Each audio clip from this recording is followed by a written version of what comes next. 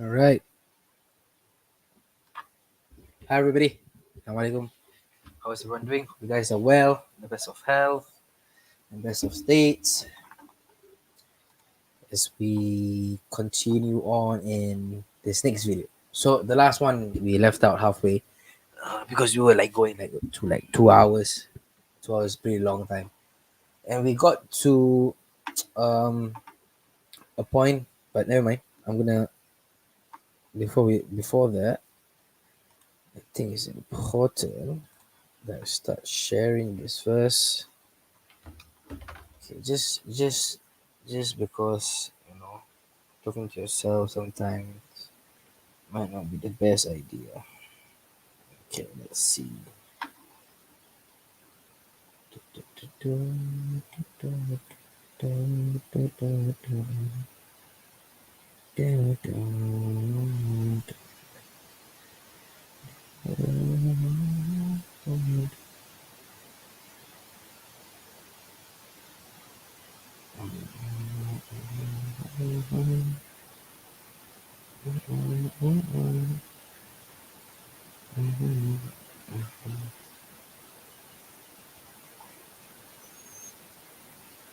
Get this shit around 1 minute.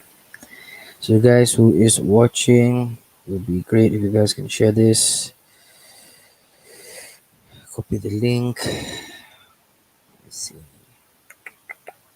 Where should I do this from? Let me think.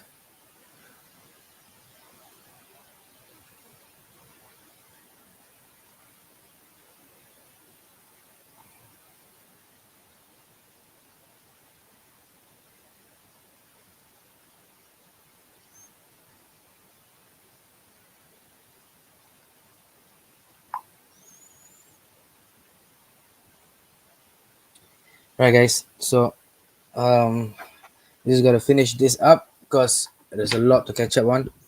I'm gonna share with you guys this link onto I'll share you guys a link right here. If you wish to join the stream, you can actually click on the link there, and from the link there you'll be able to basically join in and share your thoughts. Anyway, so let me just go back to where we're at. Okay, so last week we ended on I think just after the 1920s. By the 1920s, of course, there's a lot of things that we had to discuss. But I want to go back onto a very important discussion, which is the Nabi Musa riots. The Nabi Musa riots, I think, was the pivotal point from which the local community, which is the local community, and the foreign European Jews of those times, basically, I think that was the pivotal point. So to understand why, what led to it, it's important for us to understand the circumstances which led to that. And we were discussing before. You see, it was like a balled up effect. It was like an avalanche. The local people who were promised by the British that they will have a land for themselves. Unfortunately, those people were tricked or duped by the British. British always, which is one of the amazing things that they do to most people, is that they trick and then they split and they divide and conquer. Same things they done to the Southeast Asian communities, things they done to India subcontinent, things they do to basically everywhere in the world. The colonial powers um, were did not have the best interest of the people in heart. Yeah, they didn't care basically. All they wanted to do was to loot and to be able to dominate the society and to create a replacement a body which replace them, which will be indefinitely subservient to them. So the idea of this is the idea of colonialism. And so um, as we have seen before, we see in the communications between Ben Gurion and the English Parliament and important bodies from the Parliament, people from the Parliament. He clearly states that his intention was to create an alternative body, which is not based on religion but based on ethnicity, based on a racial thing, which is the Jewish race, which is, if you look at it from a Jewish perspective, honestly, like, because this is, I think this is one of the things which is quite puzzling for some people. How like Judaism is a religion, there is aspects of like racial aspects to it. However, the person, the you are considered person who practices Judaism is a Jewish person, just like a Islam is. If you practice Islam, you're a Muslim. So that is the idea of the terminologies. However, during those times in the World War I, World War II, the idea of nationalism became very prevalent, and so the creation of nationalism actually made these the ethnic Jews from the European subcontinent, um, create a nationality around a certain a religion. It's the same thing as if we were to say like everyone who's like Muslim is a race. We need a Muslim state, or like not based on religion but based on a racial thing. So this is some of the arguments of some Jews, especially Orthodox Jews, who are anti-Zionist, anti uh, Israel, and all that kind of stuff. So I think that's an important qualification to make. So where we ended off last time was this thing called the Nabi Musa riots. So the Nabi Musa riots were one of the pivotal points by which it basically catapult the whole issue to another level. The local community, local indigenous people, which is with the Arabs, and also the term Arabs is not a racial thing. Anyone who's in the definition of Arabs, if you spoke Arabic, you will be considered an Arab.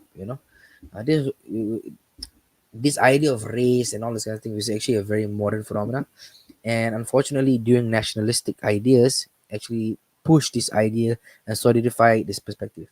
So in the Nabi Musa riots, the local people basically already, I would say, um, had it, because while they were doing this procession, it is Nabi Musa riots.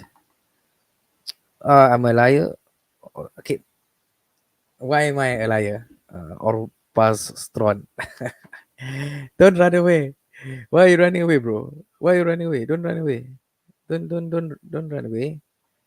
Why are you running away? Ah, damn. These people, they like to run away. It's no. If you want to have a discussion,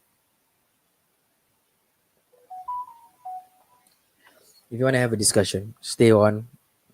Don't just leave off like some random comments like that and then leave. Like, what do you expect? When to talk to like dumbass. Anyway, so the local community already basically there was already a lot of friction between the local community and the people, which led them to have um, a revolt, or they fought back.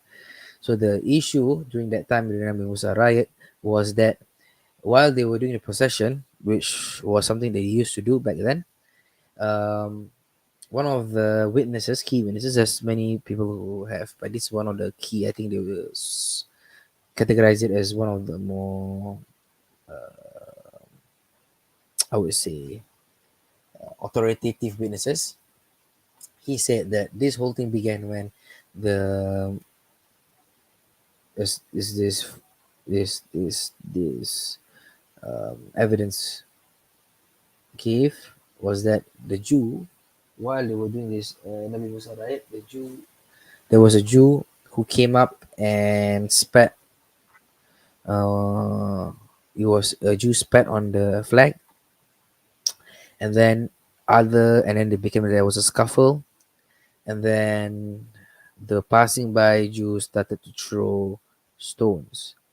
One of the biggest calamities that happened because of this was that the Arabs in that place did not separate themselves between the local Arabs, and they just saw whoever's who.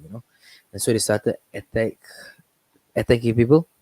And unfortunately, a lot of people who were not involved, who were actually, I would say, anti these European Jews, got affected. And what led them to actually tilt or to be more sympathetic to the European Jews because of that indiscriminate attack on the local community. So anyway, this also led to the creation of one of the most important people in the story, which is called the Jewish Legion. So the Jewish Legion is basically a group of British soldiers who supported the British in a lot of activities, especially war activities. And these guys were one of those people who actually joined or migrated to Jerusalem or migrated to Palestine. And they essentially, after this, joined, came to Palestine, and they became part of this body called the Haganah. So the Haganah, as I mentioned earlier, was a Zionist paramilitary organization, and this was one of their biggest function. The word Haganah came from the word defense. That's why today Israel is called Israeli Defense Force. It came from this word Haganah, and this Haganah was basically the central body of the paramilitary activities of the European Jews. What does this mean? Imagine this: like the Tamil Tigers, they what they wanted to have was, there was a state, there was like a body which was governed by the British, called the mandatory Palestine, which was managed by the British, and the British were the one who's taking care of the land. A certain group of people, European Jews who came from Europe, these people came like 30 years ago. These people started to create their own military group, and using funds they had from overseas, from big wealthy people like the Rothschild. This is not conspiracy theory, this is fact, this is literally fact.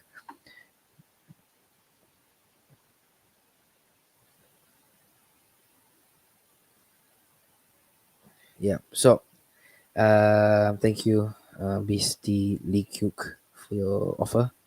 Let me get to this first, and then we can get to that. Anyway, so um so they were like they had this group of people who were Europeans. They had a state within a state. They had a military, which is out of the British military, and they were getting all of these military goods through foreign money, and a lot of money. Just to put it clearly, like the Rothschild was one of the people who manages this entire thing. So, and from the Haganah,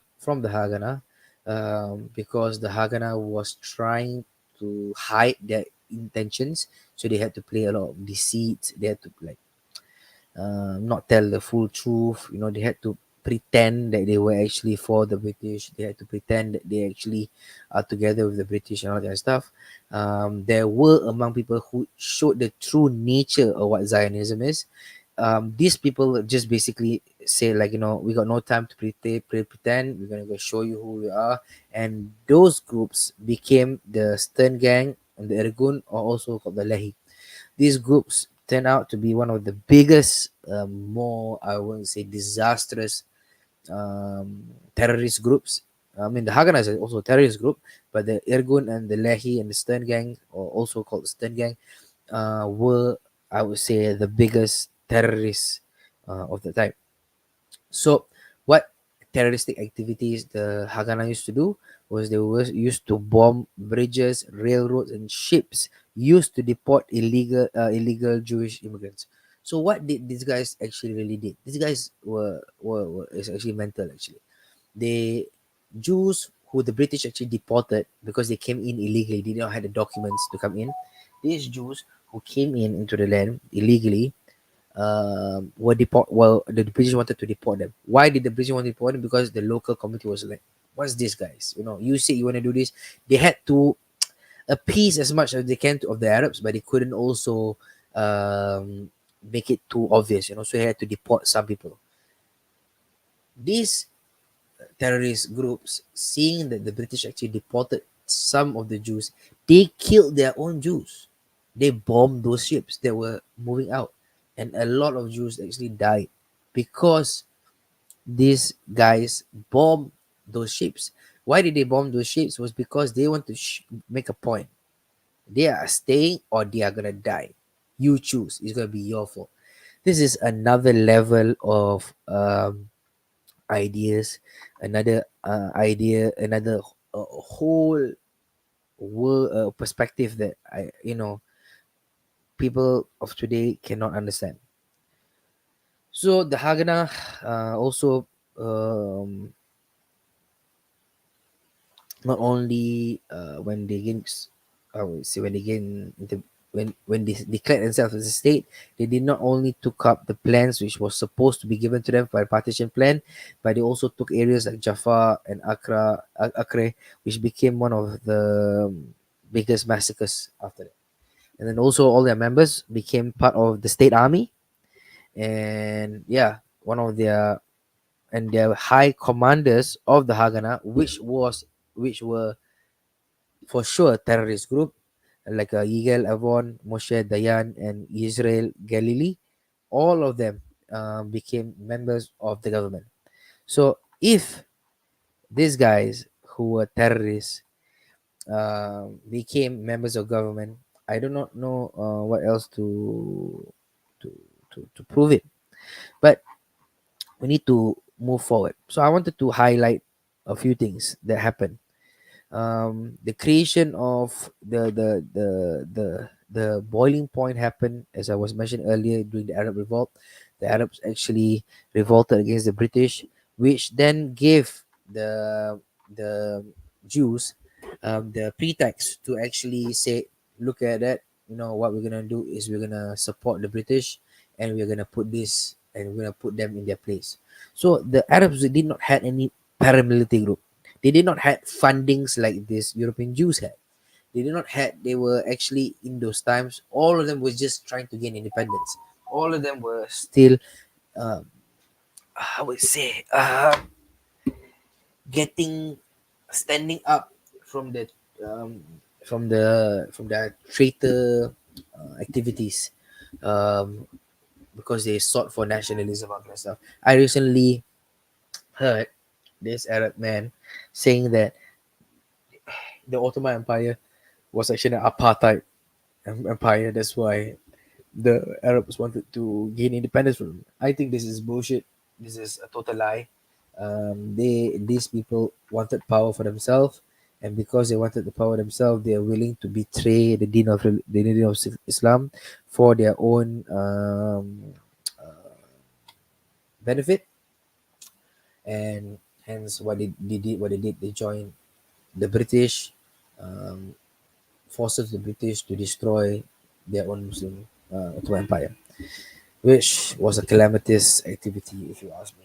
If history could, I mean, this is one of the things that is very important for us to understand. Traitors are within our midst. They can appear holy. They can appear wearing a. They can do many things. They can have titles. They can have positions. Um, they can speak probably even very good Arabic. They quote you this, quote you that, but their actions reflect their intentions, which is to be traitors. And we have many of those people in our midst, and we have to be careful because those are the same people who actually contribute to the demise of to the structural oppression of Muslims everywhere in the world. So we need to see what we honestly, I mean, like as like Muslims, we do not, of course, we do not. Uh, it is not our place as commoners to call for anything that is beyond our means. This in the role of like scholars, the role of like leaders to do political stuff. Our role is just to be able to maintain ourselves. We do not cause any harm to anyone around us. We live according to our religion. We live and let live. And this living and let live is something which we all experience. I mean, people who do not know the religion, we will see that in the Muslim community prior to whatever we have today, based on nationalism and all these kind of ideas, we actually had a very pluralistic environment. There were many different perspectives within the Muslim community. This is why there were ideas of like Batinism, all kind of other isms, because all of it actually did not the Muslim community were not so like anal about it. They had a foundational perspective of what is right, and then everyone else can do as you want as long as you do not, I mean, cause problems for the community at large. Which is not something we are alienate from us today. But some places they do not allow you to do have this. Do not allow you to have this flexibility to have your own perspective. Anyway, so the creation of that kind of the revolt created this one group, this main group, which is one of the most disastrous and terrible terrorists there ever was. Groups. Um, this is called the Irgun. So the Irgun is basically, as you can see, their logo clearly shows their intention. They do not just want the state of Palestine today, they also want Transjordan.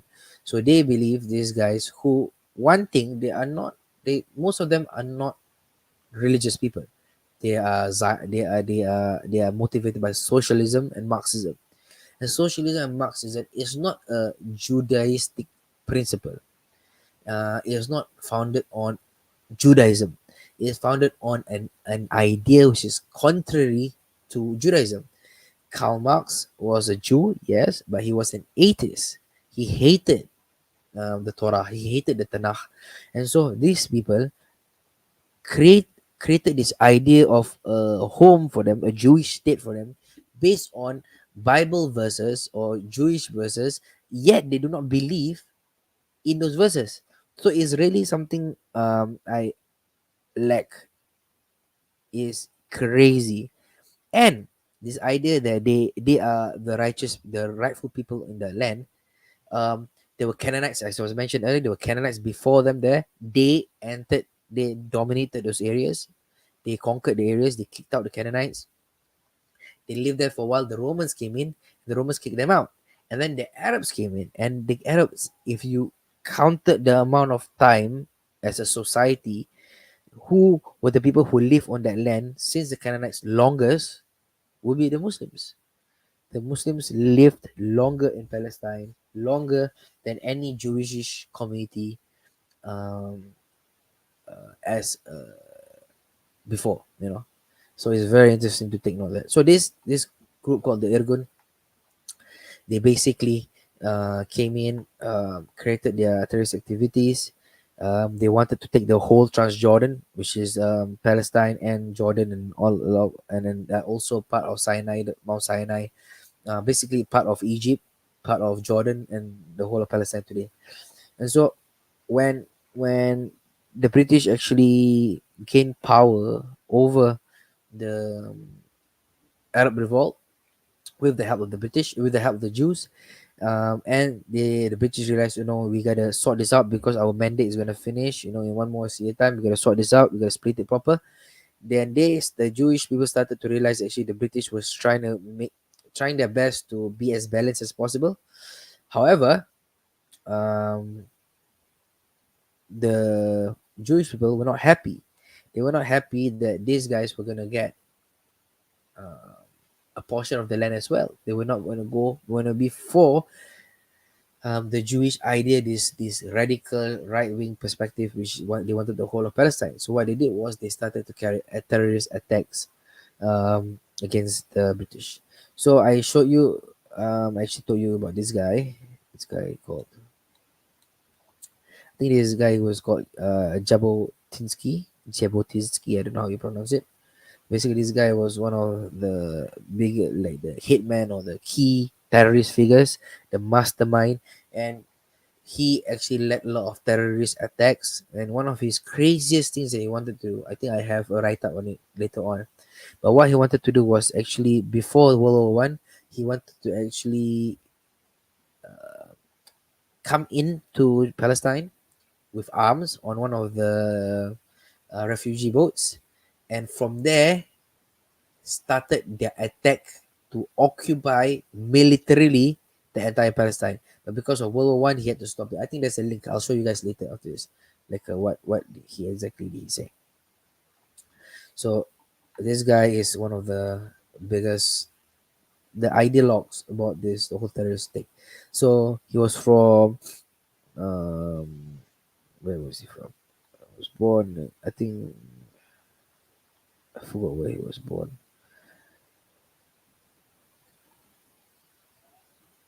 Anyway, so one of the I want to show you where were these things where they wanted to do it.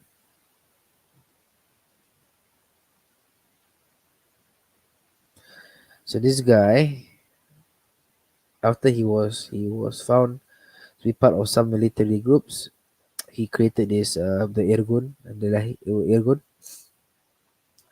and after he created his Irgun, he started to make weapons, buy weapons from overseas, and he kept it within um, his place. The British found it, and then they released him from the forces. But of course, even though he was released, he did not stop his activities.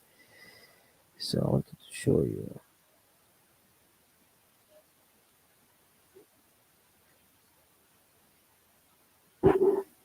So this guy, he was also considered the founder of the revisionist movement. And the revisionist movement is basically the ultra right wing, or you call them ISIS of Zionism. If you want to put a comparison, they were basically, if there was such thing as a ISIS or terrorist group, of the ultra terrorist group of the Israel terrorist groups, it would be this Irgun. And he basically, this guy, Jabotinsky, was one of the founding members or founding ideologues behind this. He had a fight between him and Wyman, and he created his own group because of this. And what did he want from this group was he demanded that the mainstream Zionist movement recognize its stated objective, the establishment of a Jewish state of both banks of the Jordan River. Uh, and the Jewish miracles of Europe. His ideal for a Jewish state was to form a nation state based loosely on British imperial model. So they were not basically hiding their ideas. They literally want imperialism. And so he's the idea of revisionist terrorism, also you can consider it, or revisionist Zionism, was based on this idea called territorial maximalism. They wanted to expand as much as they can to as much land as they could, based upon their so-called um, forefather rights onto the land. And so, what they wanted to do, as mentioned earlier just now, they wanted to mandatory Palestine and Transjordan, and he became the founding ideologue against the labor Zionism, which was led by Wyman. And so this revisionist idea of Zionism um, sparked massive problems within the Jewish community, because he was um, he did not hide his intentions, and in 1930s he started following the white paper by the Peel Commission. He basically started to do massive attacks. And so from I was mentioning earlier, from this Irgun and all these parties came today the party of Netanyahu, which is called the Likud. So the Likud is stems from the same ideologue, stem from the same methodology, same ideas as the revisionist movement. That was their foundation. And one of the founders of this idea, Likud today, is Benjamin Netanyahu, is their prime minister, and he is the leader of this Likud National Liberal Movement. Menachem Begin was also the founder of the Likud Party, and he was the head, and he became the sixth prime minister of Israel, and he was the leader of the Zionist militant group called Irgun, which led a lot of terrorist attacks against the British. And one of his most notorious activity was to bomb the King David. And this was a mugshot of him when he got caught. One of the times he was caught. And it's very interesting why I want to make a similitude to this is, imagine this. Is it possible for us to imagine that one day Osama bin Laden, who's dead already, would become the prime minister of Afghanistan or something like that, like, and then the America will be the first people to agree this is the right thing to do. This is exactly what happened with this guy. This guy, this criminal, this terrorist, became the sixth prime minister of Israel. If that doesn't uh, give you a perspective of the state of Israel, then it's quite hard to help out. Anyway, so to continue on, the 1944, the Irgun proclaimed a revolt, and what they did was they Irgun bombed the empty offices of the British Mandate Immigration in Jerusalem. They bombed the income tax office of three cities, and they attacked a police station which killed two Irgun fighters and six policemen. And a serious shooting of policemen. These Irgun guys, they were all out terrorists. They killed police officers, they killed normal people, and they killed and anybody who was so called in their way um, to get what they want. So they also, one of the things they did was they demanded money from Jewish merchants engaging in insurance scams in the local diamond industry. They were not just scammers, they were also terrorists who killed people wherever they went. After, and one of the things they did was this Lehi group, this terrorist group, which was one of the connected to the prime ministers of Israel, he actually assassinated Lord Moy, the British resident minister in the Middle East. Because why? This guy was one of the main guys who wanted to ensure that the local people, um, after all the calamities that they did, the local people actually get some sort of rights in that sense. This hurt their ideas, and so they assassinated the British resident minister. Can you imagine this, guys? Can you imagine this? The fact that I just can't understand. Like, I just can't understand this, that these guys who were clearly terrorists, like, who were not shy to commit terrorist campaigns against the British, killed British ministers, killed UN officers in those times before. These guys got the mandate and support. Why? Why? I think it's quite obvious for us. Like, we know because he would serve the big bosses of the time, which is the United States of America. He supported their imperialistic ideas of what they wanted to gain. We it's quite clear, but why don't you say that? Don't you have the courage to just be truthful and say that? Instead, you come out with all of these jargons and pretend that you stand behind some sort of ideology which is high and mighty, but it's clear that you guys do not believe in all this kind of stuff. You pretend and you lie. Just be straight. Anyway, so this guy, what else did he do?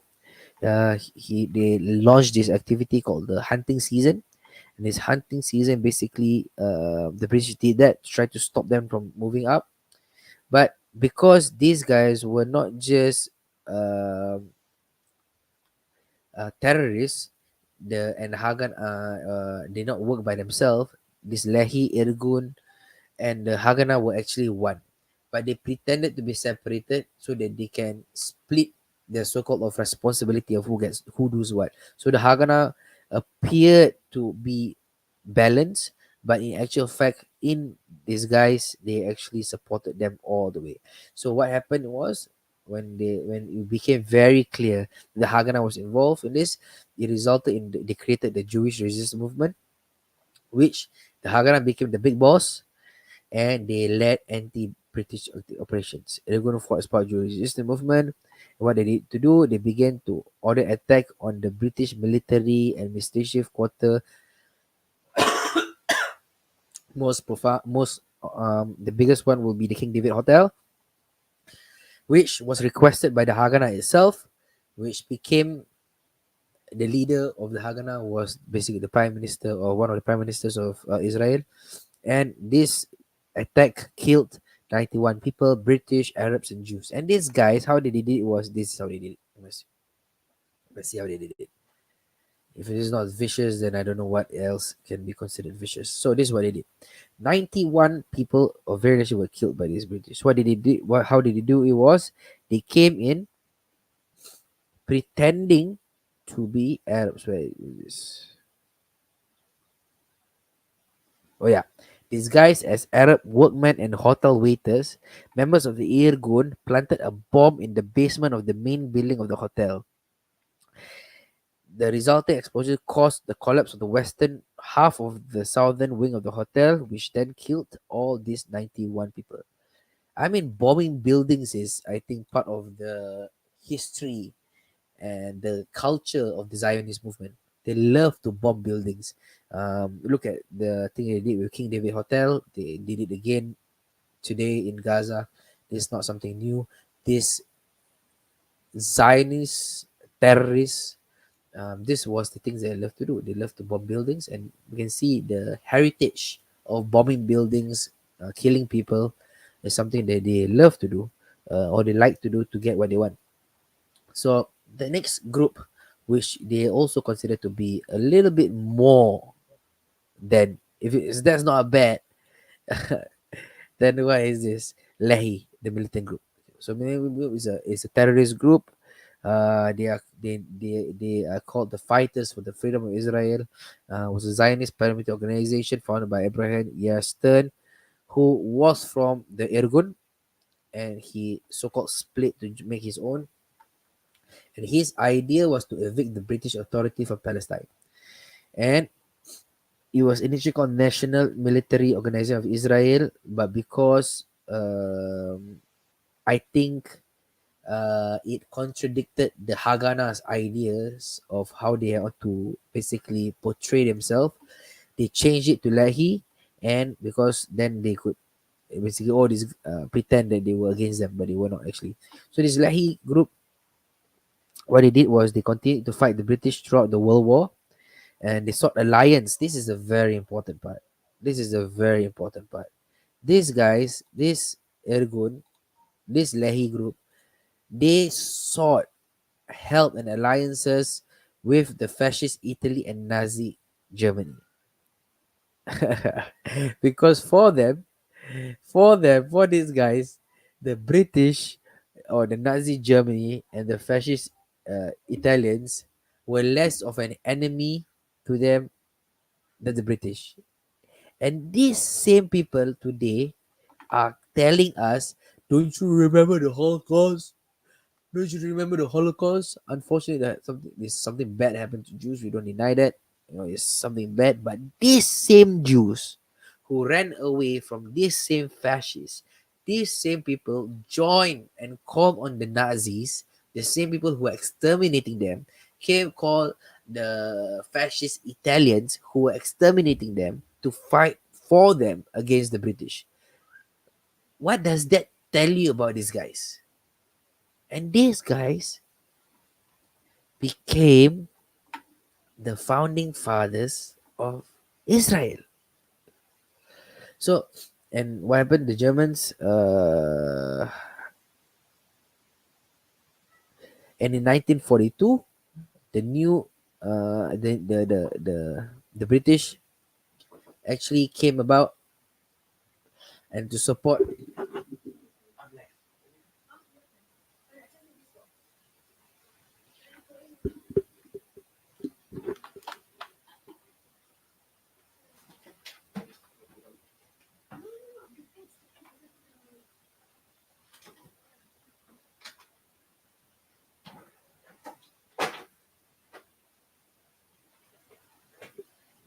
Sorry about that.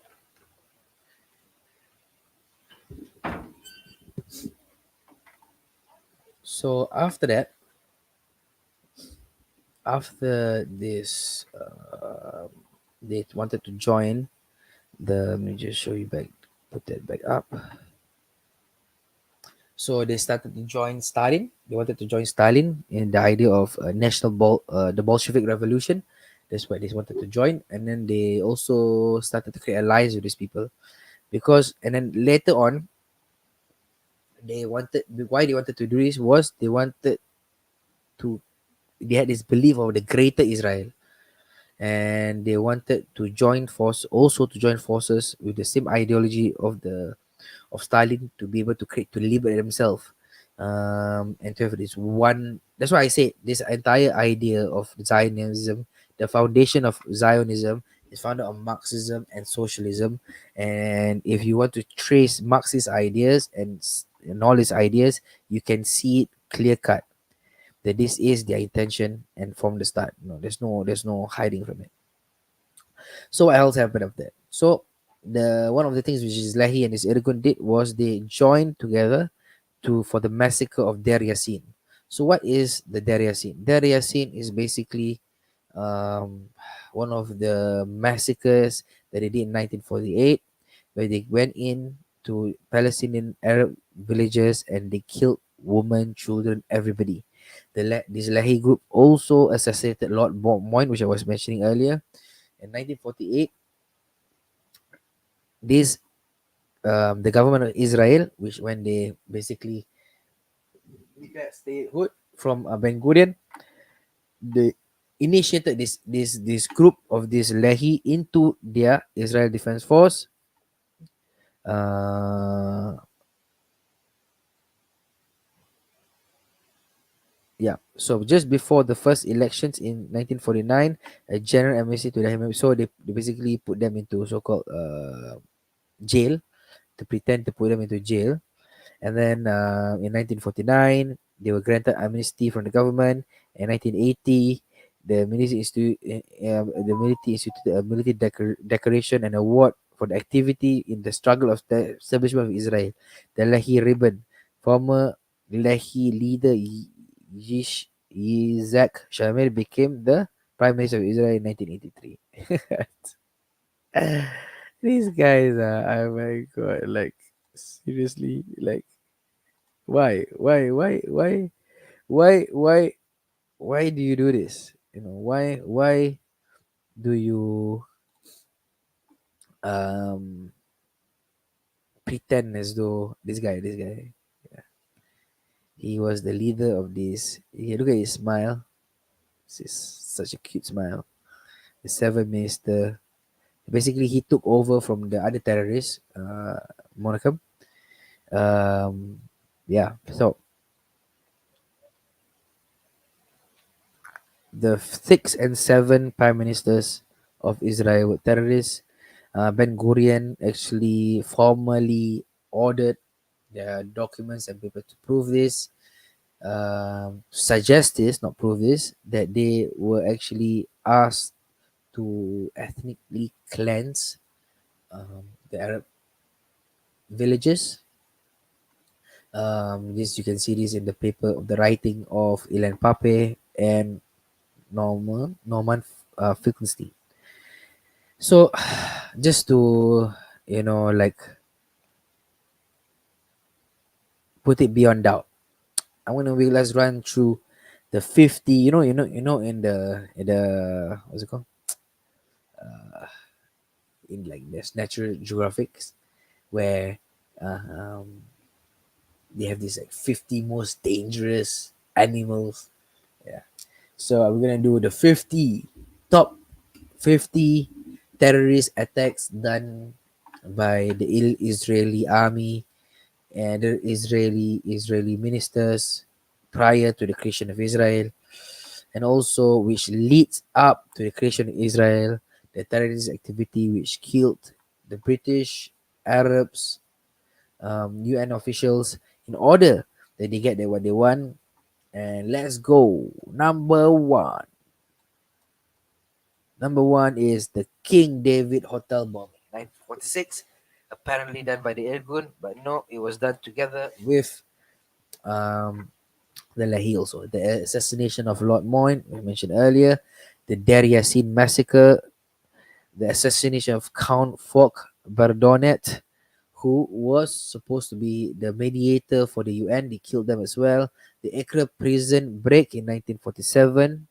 They killed them, a lot of people there as well. The Surgeon's Affair, the kidnapping and execution of two British sergeants by the Irgun, the assassination of Walter Guinness, the first Baron Moyne, the bombing of the British embassy in Rome, the Knights of the Train, the attack on the Semiramis Hotel, the assassination of Eliyahu Hakim and Eliyahu Bet Zuri by Lehi, the attack on Savoy Hotel, the assassination of Doyle Gruner, the bombing of the British embassy in Tel Aviv, the bombing of SS Patria, the Haganah members sabotage the deportation of Jewish immigrants. I was telling you guys earlier, the assassination of Michael Willits, the Operation Night, the series of attacks on British military installations by the Haganah, the attack on the British radar station Beit Hanan, the attack on Cairo Haifa train, the assassination of the chain Arso Sorov, a political motivated killing that occurred before the official establishment of these groups, the bombing of the Jerusalem railway station, the assassination of Lord Moore, which makes it the this all repeats.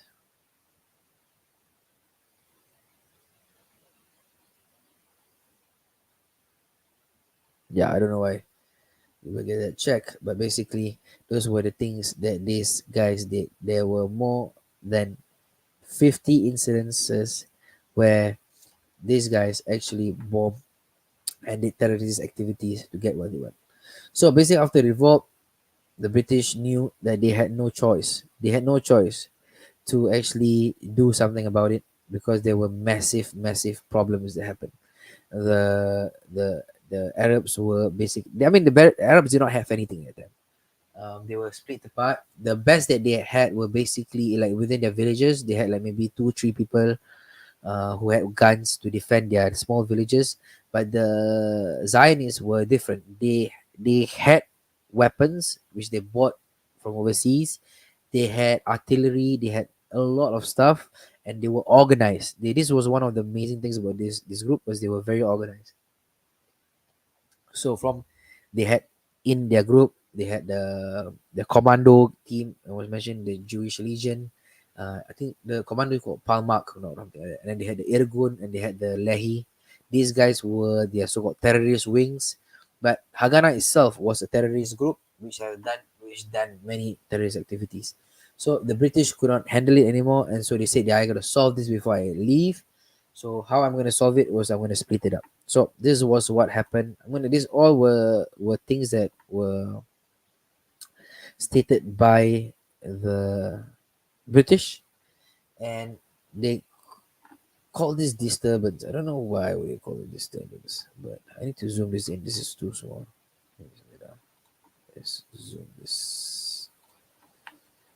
Let's zoom in. Yeah, there we are. 100%. Can I this much? How will you guys see this? Okay, better. Let's see. How you guys? Oh, you can't see it. I'm gonna adjust this a little bit.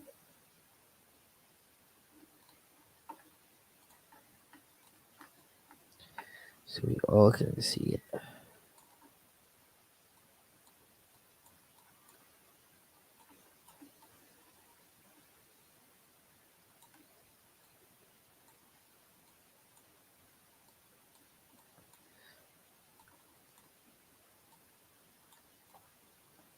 I don't want people to be saying, "Oh, this guy is just doing one-dimensional articles." No, no, no. This is official stuff directly from the United Nations, and this is what he says. I'm gonna change the frame so you guys can right. Perfect, good. So this is what he says. So the Peel Commission into the was done by the Royal Commission, which is the British, into what was happening in Palestine. So it was a four basically it was done by Lord Peel. It was a 400-page report, and this is what they discovered: that it recognizes the force and the justice of the demands of the Palestinian people for independence. So they acknowledge that the Peel Commission acknowledged the fact that the Arabs had a right to their independence. It acknowledged that contrary to the previous official position, Palestinian resistance to the mandate shown that the dual obligations were not reconcilable, which meant that the British acknowledged that they were wrong, that they could not have made these two obligations. One was the Balfour Declaration, which would create a Jewish state in Palestine. They had no right to do that, and they also recognize they need to do it. So this lemma is recommended, the partition of Palestine. So this was what they created. They wanted to split the Palestine because um, um, they could not agree or accept, they could not come up with an idea of how to reconcile these two perspectives. So they wanted to split it because they said the dual obligation were inconceivable. So this is what else they said. To foster Jewish immigration in the hope that it might be ultimately lead to a creation of Jewish majority and the establishment of a Jewish state with the consent or at least the acquiescences of the Arabs was one thing. The forcible conversion of Palestine into a Jewish state against the will of Arabs was the biggest problem. It will violate the spirit and the intention of the mandate system. The mandate system was to facilitate the local people who were the Arabs at the time to gain independence. However, the system that they were immigrating all these Jews were not doing that. So the determination had been withheld when the Arabs were a majority in Palestine and only considered when the Jews were a majority. It would mean that the Arabs had been denied the opportunity of standing by themselves. The British acknowledged this. The crux was plain enough to the Arabs' eyes, which seemingly prevented that. What they saw was that it was clear that they were prevented from attaining a simple measure of independence to that which other states or communities already enjoyed. This, and the Peel Commission said this was a logical thing because the people of Palestine saw that they could not. How could they gain independence when you are bringing in all of these Europeans with the intention to become the majority of the land? The people of Palestine said cannot accept the creation of a national home for the Jewish people of Palestine, and they refuse to cooperate with any government and the national government responsible to the Palestinian people, other than national government responsible to the Palestinian people. So this was the initial idea. The initial idea was if they could bring in as much Jews as possible to the land of Palestine so that it will become the majority. So the idea was like 20, like let's bring 10 million Jews from Europe, all of them to come to Palestine so that we can become the majority, and then we will create a single state. The Jews will be the majority, and the Jews will be basically dominate the Arabs. Unfortunately, this wasn't became the plan because the some Jews did not want to come. Some Jews did not want to come to Palestine. They rather stay in America because some of them rejected the idea.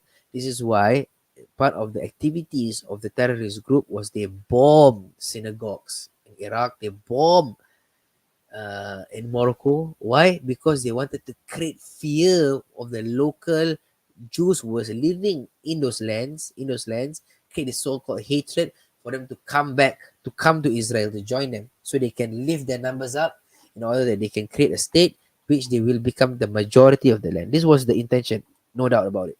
But it failed. It failed tremendously. Until today, it's still failing. The national have more. So on the rebellion, so what was this rebellion? On the feature of the disturbance of last year, and like what happened before, in 1930, was not only or evenly mainly an attack on the Jews, but an attack on the Palestinian government. Who was the Palestinian government? It was the British. They were not happy with the British, and hence this led to the revolt.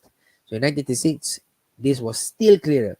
Jewish lives were taken and the Jewish property destroyed, but the outbreak was chiefly and directly aimed at the government because the government were the one who was making this happen.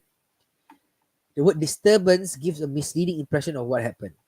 It was an open rebellion of the Palestinian Arabs, assisted by fellow Arabs from other countries against the British minority rule. Why? Because the British was stopping them from gaining independence. The British was stopping them from having a land of their own.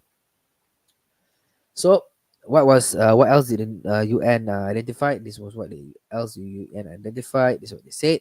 Let me show you. So the desire of the Arabs of independence was simple. What did they want? They oh no sorry. What was the cause of this entire thing? So after examining this entire thing, this was what they found. The desire of the Arabs for national independence. They didn't get that. their hatred for the fear of the establishment of a Jewish national home. Fear and hatred of the establishment of the Jewish national home. Is this acceptable? Let's try to put ourselves in the shoes of the Arabs who live there. 30 years ago, 40 years ago, there were only 5% of Jews in your land. You were the majority of the land. And now, in 30 to 40 years, may so much influx of foreigners who basically didn't care about you, were totally racist. They saw themselves as upper class or greater than the Arab barbarians. They came there to sort of colonize your people. They created separate homes. They kicked out people from your land. They sabotage activities. They did so many stuff. Can we blame them, those Arabs, for being pissed off and being hated the idea of this Jewish national home, when these people are already doing this before they have a state? Imagine when they have a state. It totally it's not something like impossible for us to understand. It's quite straightforward actually. What else did they say?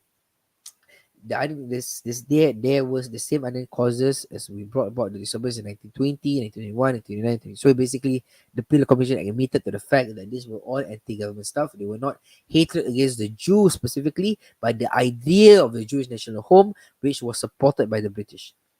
So they were and always been inextricably linked together. The denial of this was the denial of the Palestinian national home. Independence was at the outset. Further growth might mean the political as well as the economic obligations to Arabs to the Jews. So they saw this. These Jews had so much money from foreigners. They had so much money from overseas. They were bringing in so much of these things. They were buying land. They were kicking out the Arabs. They were kicking out hundreds of villages. Imagine when they gain power. Imagine when they have the power. What will they do? And this is what all statements by the UN.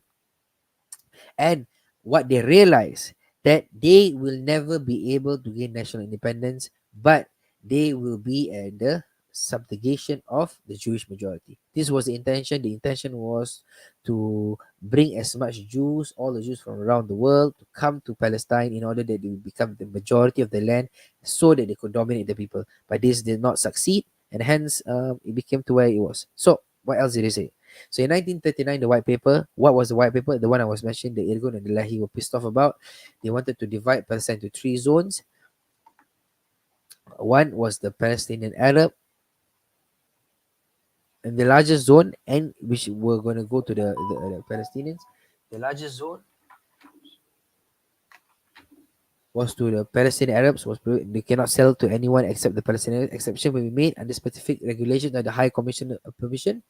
In the second zone, Palestinian Arabs were permitted to transfer land only between themselves, and the third zone were not restrictions on land transfer. So this was the idea of the white paper. This created basically a revolt by the Jews. The Jews said no such thing. No, no, not Jews. The Zionists, Irgun Lahi, basically the military group of things. They said no such thing. This is where they started their attack and their terrorist assassinations. So the law technically did not come true in war. The Jewish community resented the land transfer regulation and measures taken against the unauthorized immigration. So they got pissed off that how dare you stop illegal immigrants to come to this land? How dare you stop the illegal immigrants to come to this land? You cannot do that. Why are you not allowing us to buy land from these Arabs? So they were pissed off. They were not happy. And so what they did was they basically started their terrorist activities. So the Zionist extremists led by Abraham Stern, and there's reasonable documentation and proof by historians such as Norman Finkelstein and Ilhan Pape to suggest that these were all under the view of the Haganah as well. So what they did was they did politically motivated murders and robberies in the Tel Aviv area. In a widespread conspiracy connected with the Haganah, as I mentioned earlier, they did all of this. They started to steal arms and ammunition from the British. The High Commission narrowly escaped the death outside the ambush in Jerusalem. These guys were also willing to kill the High Commission, guys. Like they were willing to kill the High Commission of the British because the British did not uh, did not so called like make sense to them. No. If they were willing to do this to the British back then, these terrorist groups, look at what they're doing to the Palestinian people today. This is not something new, guys. This is literally not something new. This is something which they are actively involved, killing whoever is against them. The Jewish organization was responsible for much of the destruction of the government property during 1944. The next, on the 1944 climax in the, as I mentioned earlier, the King David Hotel, which killed 91 people or 86 people, according to this one. That was what they did. So, the information, what else did the Peel Commission say? Number one, that the Haganah and its associated forces called the Palmach. So this Palmach is a very important group for us to know. This Palmach was basically a terrorist organization, a commando force, part of the Jewish Legion, and they were the foundational elements of this whole thing. This Palmach is you guys Google this, Palmach. These guys were literally like hardcore commando groups who basically created the military wing of Israel. Number two, the Irgun and Stern Group have worked since last autumn in cooperation with the Haganah High Command Council of on certain of these operations. So I tell you, these guys, they pretend, they pretend uh, lies and deceits of Israel happened before the creation of Israel. This is why a lot of historians and also people today distrust the Israel Defense Force, because even before its inception, 1948, these guys were liars and deceits. The Haganah pretended to be good people. They pretended to be the balanced one. They pretended to support the British, but actually, in fact, they were spies against the British in order that they can feed information to the Stern and Leahy to kill British commissioners, to kill, assassinate people. Imagine today, if this was the foundation of the Zionists, imagine what they are willing to do today. If the foundation of this country is lies, deceit, and evilness, even what they have today is clearly evil, guys. I don't know what else you want to say. It's clearly evil. Um, this is why this cannot be based on Judaism. It is an impossibility that these ideas of cheating, lying, deception is from a pure or the true nature of Judaism. This is the ISIS. This is the terrorist version of Judaism. You know, they like to call Muslims terrorists. This is the foundational element of Israel is terrorism. If it was even any, it is not religious. Zionism is not religious. It's actually anti-religious. But there are radical elements of Judaism, and this is one form of them, where they are willing to do this kind of stuff.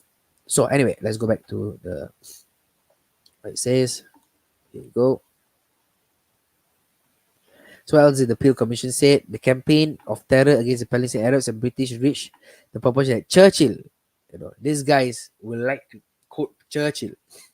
And they say, if our dream for Zionism are to end in the smoke of assassination pistols, and our labors for its future are to produce a new set of gangsters worthy of Nazi Germany, many like myself will have to reconsider the position we have maintained so consistently and so long in the past. If there is any hope of a peaceful and successful future for Zionism, these wicked activities must cease, and those responsible for them must be destroyed, root and branch. Root and branch. I'm sorry, Winston Churchill. You created this mess. You and your Lord created this mess. And this same root and branch became the foundation of the Israel. These root and branches became the prime ministers of Israel. These root and branches became high commanders in the Israel Defense Force. These root and branches is it. There's nothing. This is the like.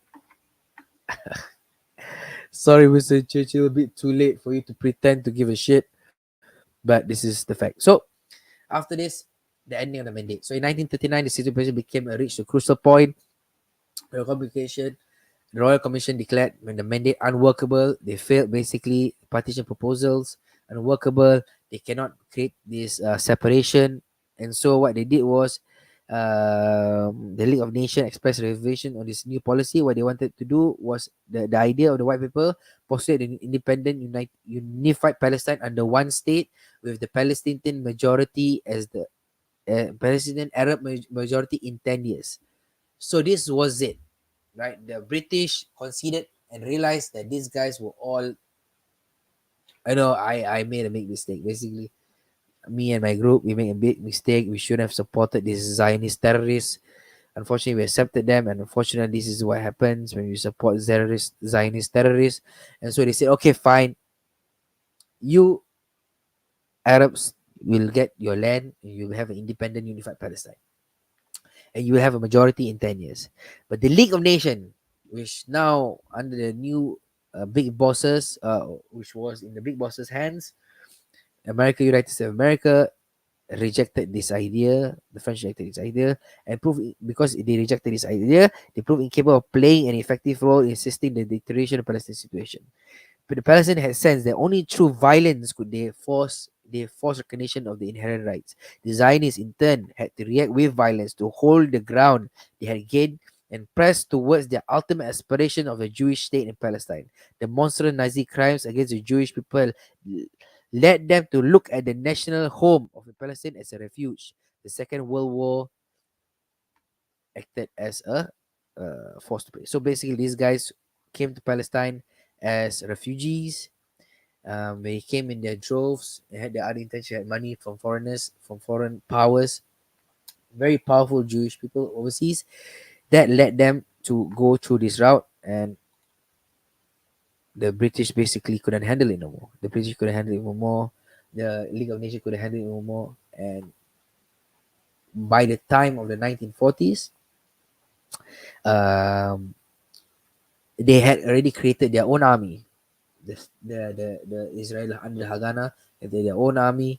They had their own terrorist wings. They had their own assassination groups, their military forces. And so basically, the British gave up, The British gave up. And finally, this is what they say. This is what they say. The report says this is what they say. Stripped bare to the bare, essentially, the Arab case is based upon the fact that Palestine is a country which the Arabs have occupied more than 1,000 years, and the denial of the Jewish historic claim to Palestine. This is what the Arabs say. You do not have historical claims to Palestine. As I mentioned earlier, historically speaking, the Arabs lived in Palestine longer than the Jews did. Before the Jews were in Palestine, there were the Canaanites. The Jews attacked Palestine, gained control of Palestine. They lived there for a while. The Romans came in, the Romans kicked out. The time that they lived in Palestine, in that period of time, was lesser than the amount of time the Palestinians have lived in Palestine until today. It's lesser. So the idea of claiming any historical rights to Palestine is an imagination. It is purely pushed by the Balfour Declaration, sorry. And the British, and what has the British said? The British were giving away something that did not belong to Britain. This is what they say. You don't have the right to do it. And the Arabs deny that the part played by the British in freeing them from the Turks and gave them to dispose the country. So they were saying this. So I was mentioned earlier, the Arabs basically betrayed the Ottoman Empire. They were traitors, and because they were traitors, the British broke them apart, and which also says they did not have the right to give their land to anybody else. They also considered made a violation of the right to self-determination, since it is forcing upon them an immigration which they do not desire and will not tolerate, an invasion of Palestine by the Jews. So this is what the British did. The British basically, over in 30 years, from a place which had only 5% Jews who were living there in Palestine, happy. They were living along all the Jewish sites, along the holy sites in Jerusalem. These Jews were mainly in those areas. They brought in foreigners, Jews, basically, who had different ideas, who had different values. And in 30 years, from 5%, this community of foreigners became 33% of the community. What else is there? What does that mean? they were forcing upon these people an immigration. The idea for it, what was the idea? The idea was they were going to create a majority Jewish community to be able to dominate the local Palestinians in one state. But when they realized this could not be done, when they realized that the Jews around the world did not want to come to Palestine, they rather some of them wanted to stay in their places. They failed, and so they had no choice. They had no choice, and they wanted to find a way to circumvent that. Is what created this suggestion. The suggestion of a self-government should be withheld from Palestine until the Jews have acquired, I was mentioning earlier, seems an outrageous to the Arabs. They wish to be the masters of their own home, and the Arabs were opposed to the idea of the Jewish national home even before the Biltmore program and demand for a Jewish state. Needless to say, however, the opposition became more intense and more bitter since the program was that. So it was pretty clear. Like since the start of this entire thing, the British had did not had the intention of um, the Arabs in mind. They wanted to create this Zionist home because they in the British government there were a lot of Zionists. And at the end of the road, they realized that these European Jews were fanatic and terrorists. So they said, "Okay, I'm giving up. I'm giving up. I'm done. I'm not gonna get anything to do." And they started to move to be more balanced because these guys were killing their ministers, killing UN officials, trying to kill the high commission of British themselves. This is another level, guys. This is a level, and became and Churchill, where Churchill was saying this became the root and branches. Churchill said he wanted to destroy the Zionists because this Zionist group was equal in his eyes as the Nazis in Germany, and he wanted to destroy in their roots and their branches. Unfortunately for him, that his roots and branches became the Israeli government, and part of their leaders became prime ministers of Israel. So, sorry, Churchill, you didn't get what you want. You created this monster, and so you have to deal with it. You had to. So they gave up. They said they gave up. So after that, this was what when they realized when the Jews realized that they cannot do it. Okay, just to this last part, let me see what this is about. Uh, yeah. So basically, they went. The Jews realized they actually could not gain um, any traction with British anymore.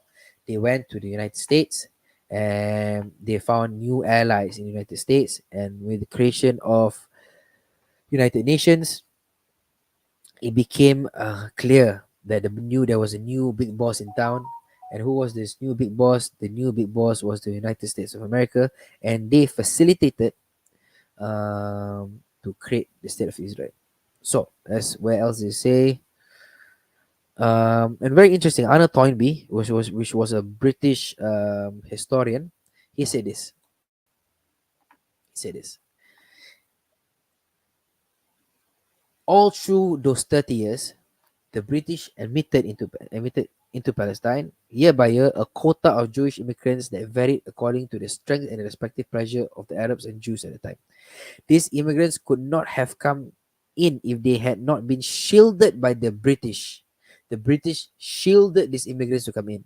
If Palestine remained under the Ottoman Turkish rule or it had become an independent state in 1918, Jewish immigrants would have never been admitted to Palestine in large numbers to enable them to overwhelm the Palestinian Arabs in this Arab people's own country.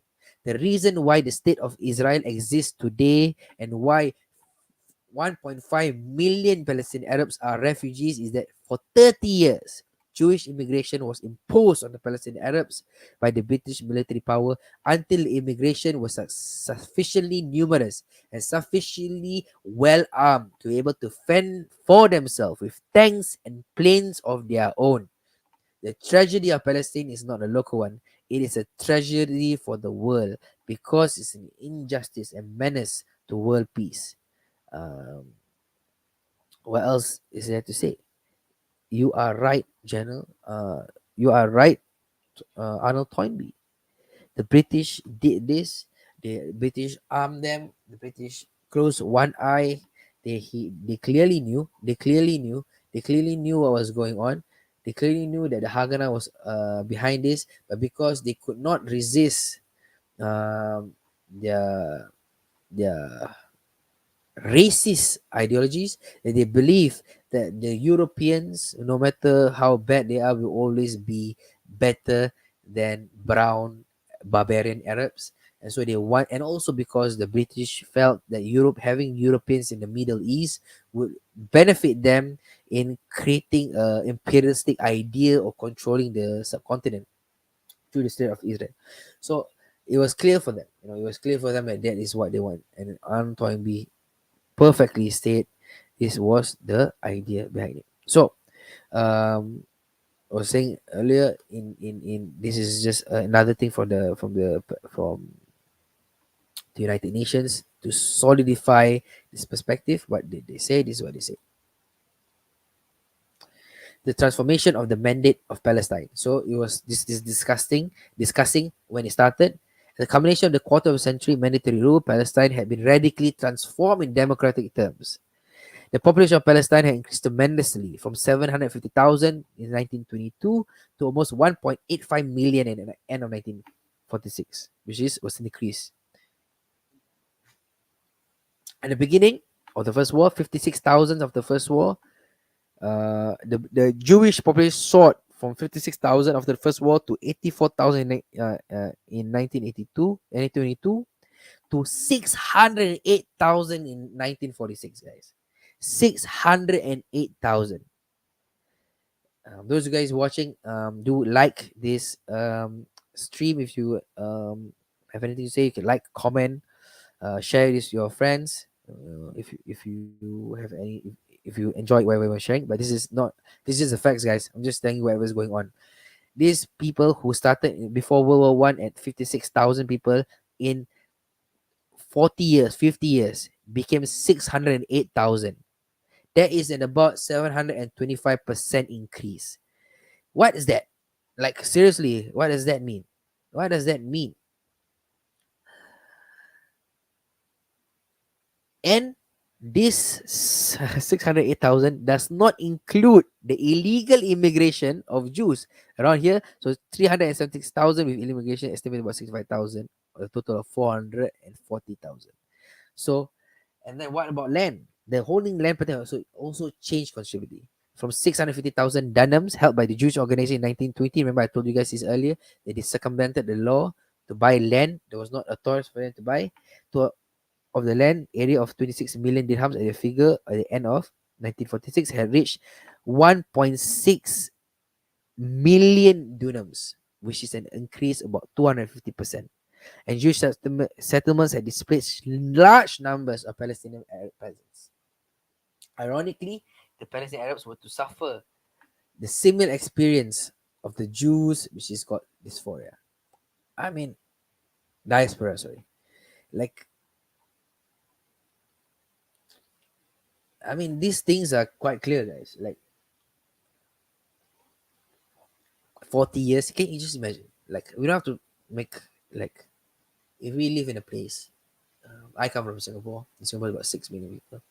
If the government were to bring in 30% of foreigners into the land and expect the local community to not be pissed off, on top of that, these 30% of people who come in kicked out local people, bought over local people houses, kicked them out, created their own military group in the country. Like, and then we say, oh, look, this Palestinians violent barbarians, is what the Zionist Israel war criminal call them, human animals. Who is a human animal? Like, literally, who is a human animal? Like, you blame these guys as though they never did anything. And this is the problem with people who do not understand context. And you only say, oh, nine. What do you think about the October 7? What do you think? Or do you condemn that? How about we condemn all of this stuff? How about we condemn right from the start?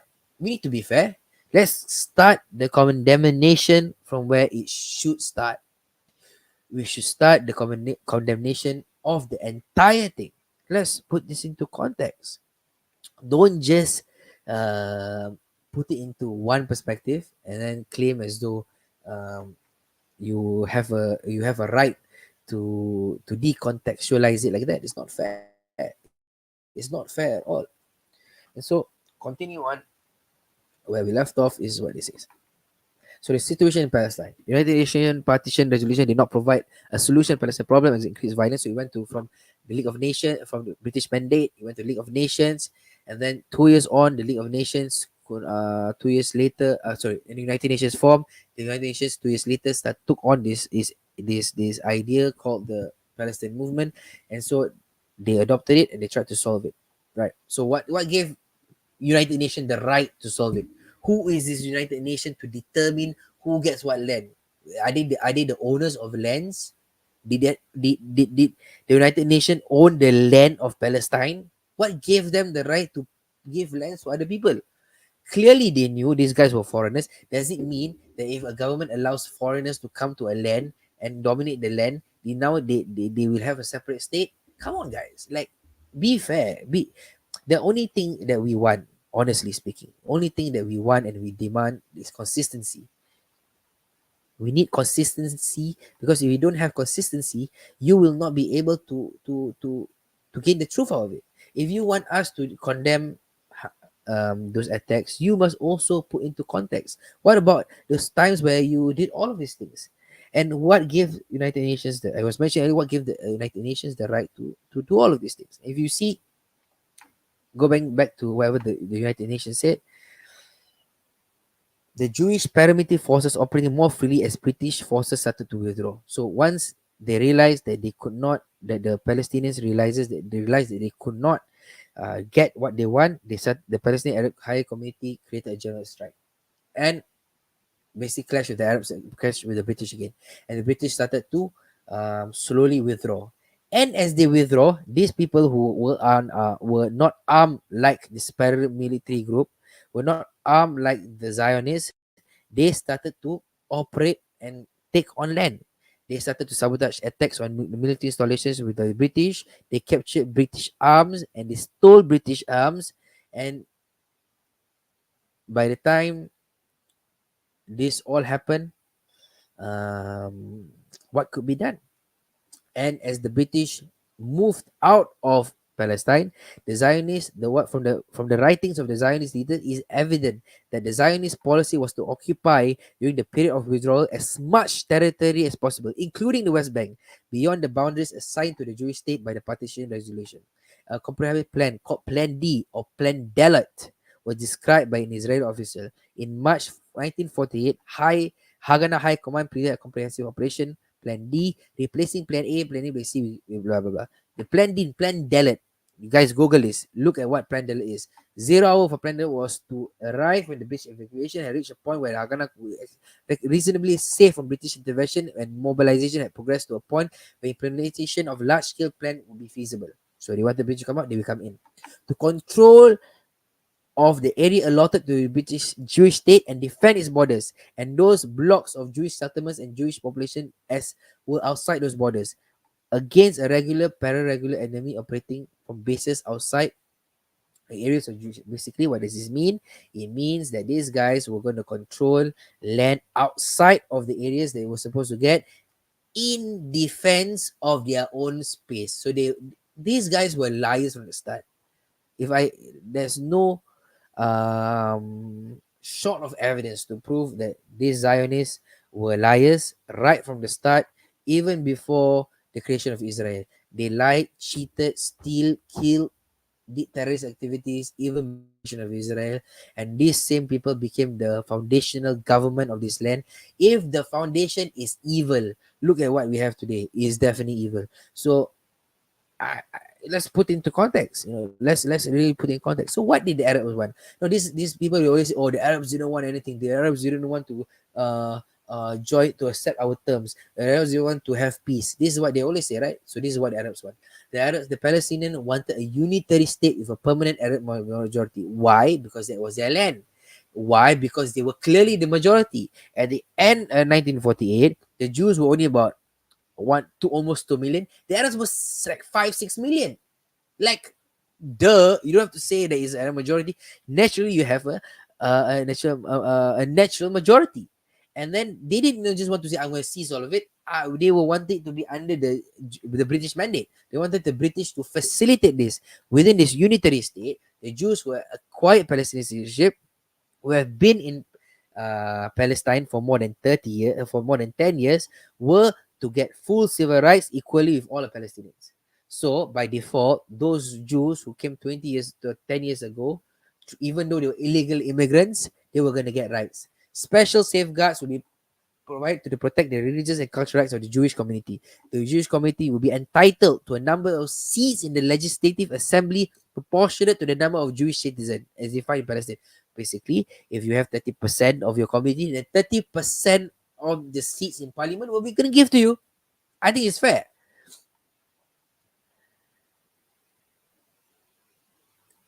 And lastly, all the legislation concerning immigration and transfer of land will require the consent of the Arabs in Palestine expressed by the majority.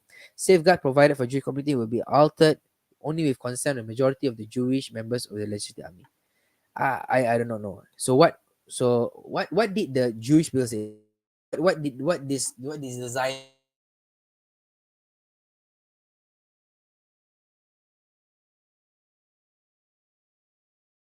Zionist people say? What did the Zionist people do when this came out? When this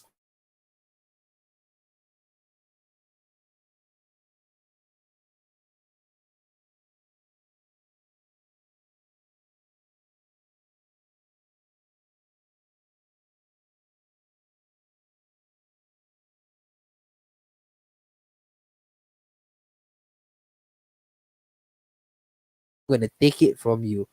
So that's what they did. So what else happened after that? So the Arab states then wanted to, because they could not defend,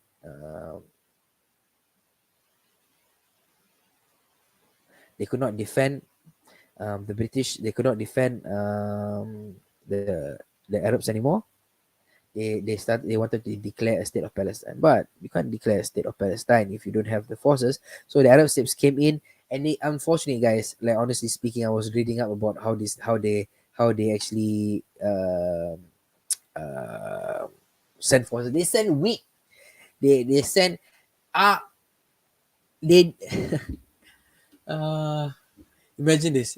Israel had, for example, 1,000 soldiers.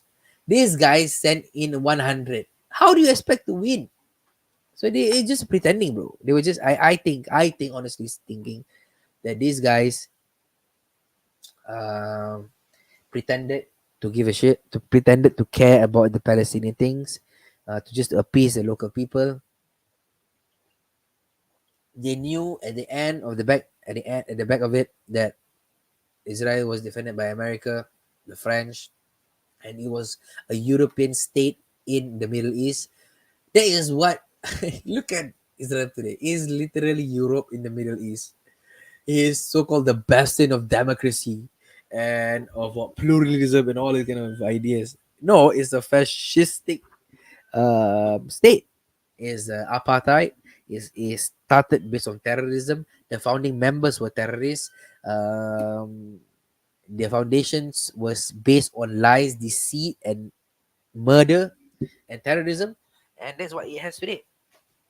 So, and then once this basically led to the Nakba, 1948, and we came to the end of the state of Israel. This two sessions. Part two is to show you clear cut, without doubt, what is the foundations of the state of Israel. How did it started? What grounds did it started? What are the arguments they started on? Who were the members that started it? What gave them the ability to start it? And what are the situations that led to the starting of Israel? And in 1948, Ben Gurion declared the state of Israel. 11 minutes later, their supporter, United States of America, agreed and recognized the state of Israel, and we are where we are today because of that very moment. In the Nakba, 750,000 people were depopulated. This does not include the people before that. 30, 40, hundreds and thousands of people before they were already depopularized and they bought over lands. Thousands of people were already killed in thousands of people were killed in 1948 massacre. In one of the very controversial documentaries called Tantura, where they documented murder, rape of women, people, Palestinians in their pursuit to get their land. And 1948, when they got the land, they expelled these people, creating the one of the biggest catastrophes ever. 1948, and yeah, that's why the state of Israel was created. And some learning points that we can have, I think I want to share with everybody. One of the learning points after going through this entire discussion about the state of Israel was number one for me. Number one for me is the betrayal of Arab leaders against the Muslims, against the Ottoman Empire. This for me is the biggest one for me. This is the biggest lesson for me.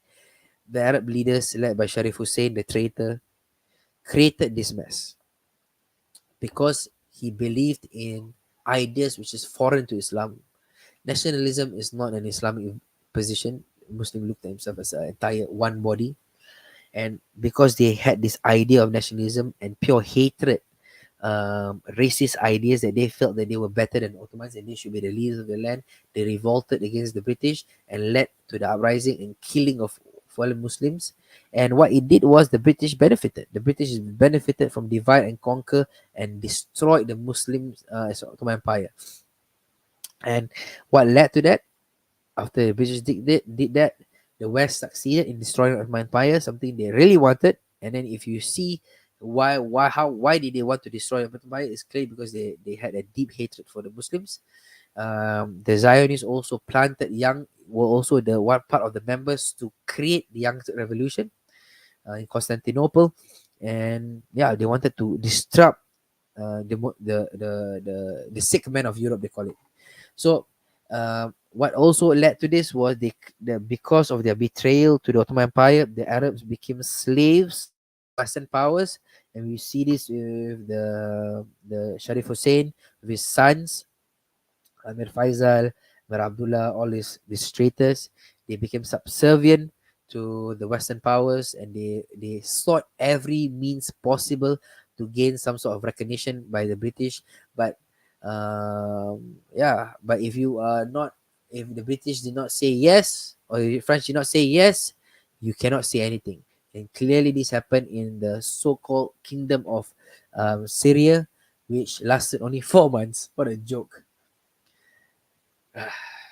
So the British, and also next part, it was the British, the Europeans of those times I mentioned earlier, followed this idea called racial scientism, which was a racist idea that the Europeans, the Anglo, which also stemmed part of the Nazi idea, the Aryan race, this that also believed by Charles Darwin, sorry, that the Anglo people were the most advanced race, and the European Jews look more like Europeans than these barbarian Arabs. So they clearly wanted Europeans to dominate this area. They preferred the Europeans over the local people, and so that's why they preferred the Palestinians over these people.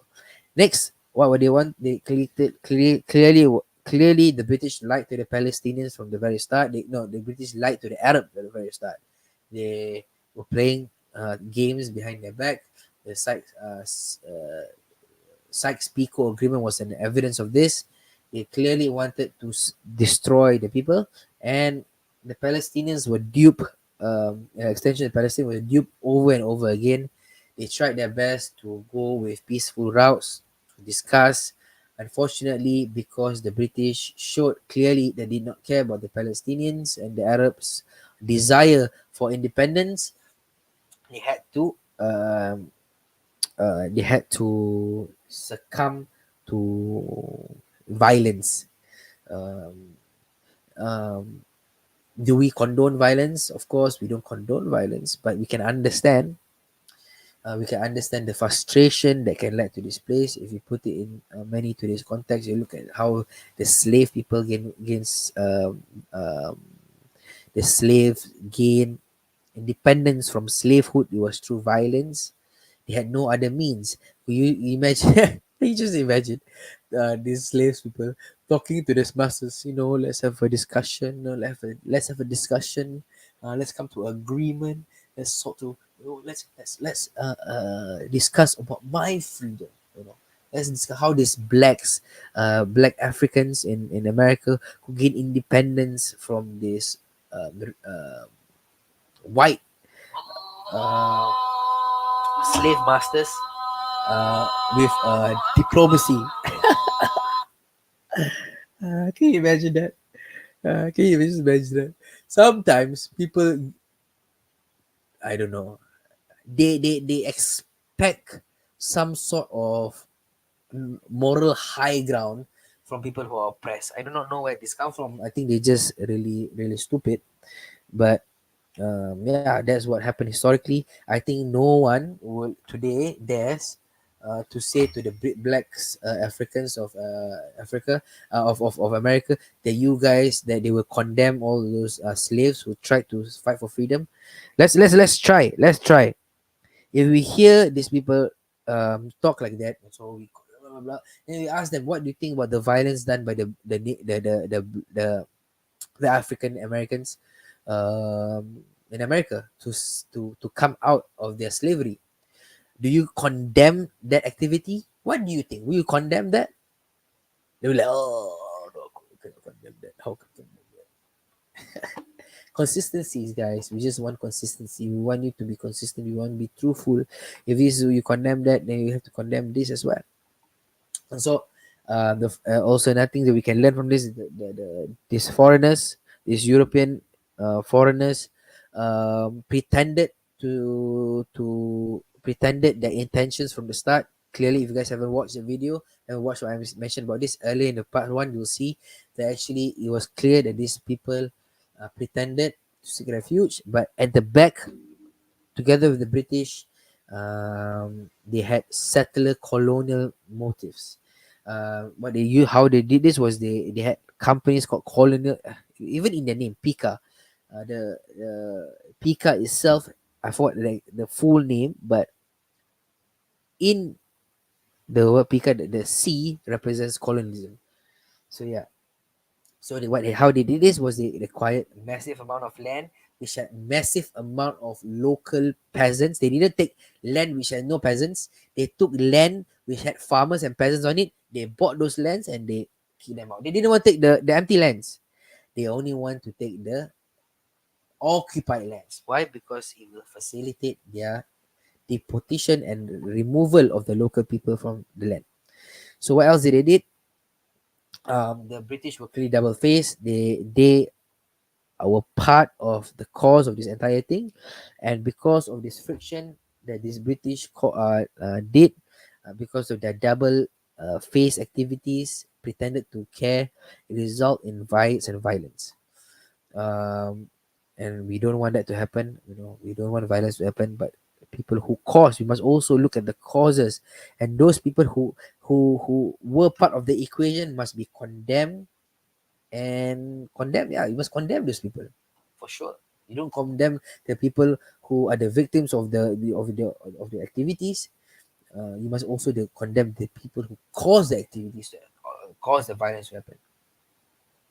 So if you look at the ancient tensions of the British, they clearly wanted to achieve this idea of settled colonial for the European Jews.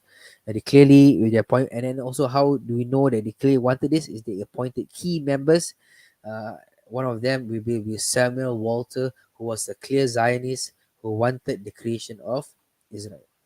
And then later on, the British, when they realized that they had the Jews has already created their own army, already had the planes, they had tanks, they had weapons, they had rifles, they had all of this ready.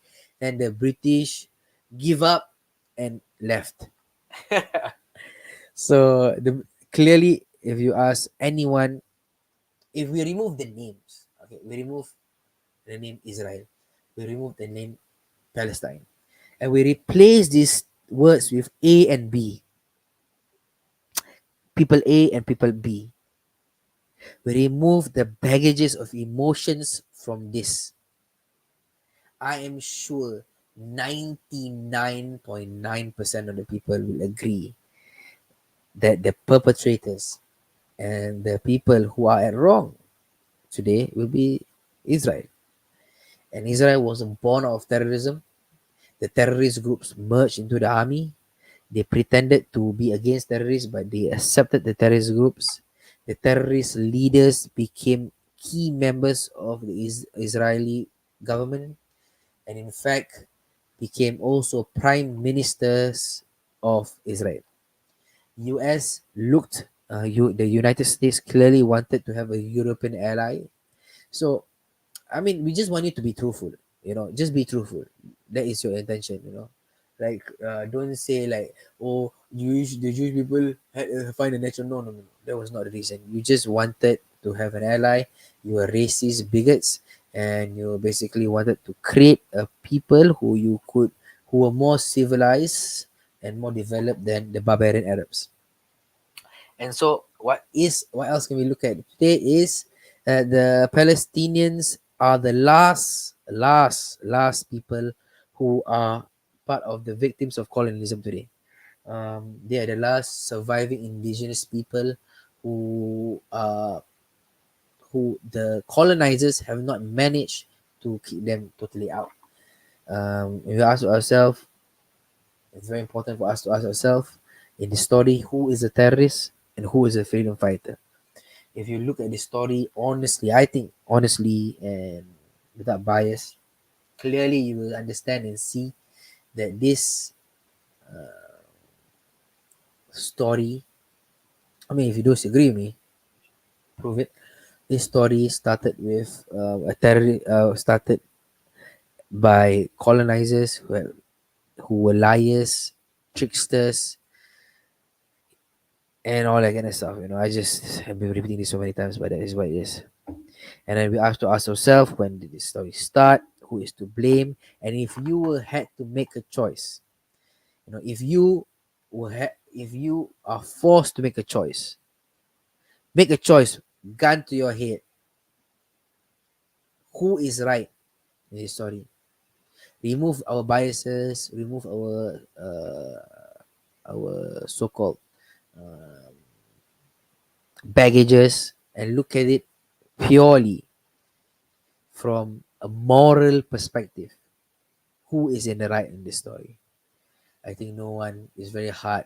It's very hard to argue otherwise, unless you're a bigot, unless you are a colorblind person, unless a colorblind. What I mean by colorblind is that you refuse to see the other side, unless you have ulterior motives, unless you start not from where we started today, but you start from 7 October, or you start from 1967, or you start all those period. You can somehow make an argument, but nobody, I think nobody who has their moral dignity in place would accept the argument that the Israeli is the victim in the story, and the Palestinians are the perpetrators of evil. The Palestinians, unfortunately, are the product of the betrayal, like I mentioned earlier from the start, and we are where we are today because of this. And there were learning points. You share with me what some of the learning points that you think that we can learn from this incident led to where we are today. There are many, and for me, one is the betrayal of Islam is the biggest one of it, by people who had their own desires greater than the deen itself. So I think that's about it for today.